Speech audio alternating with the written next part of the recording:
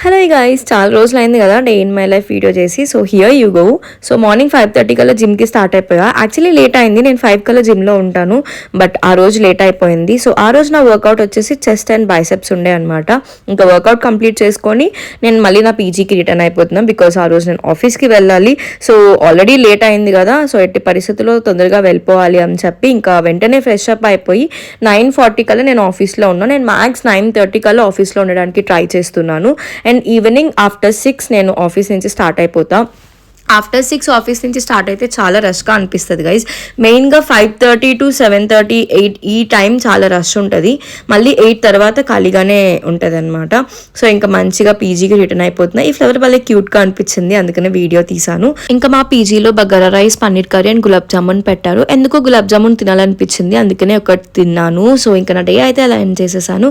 So ఇంకా అలాంటి videos కోసం సబ్స్క్రైబ్.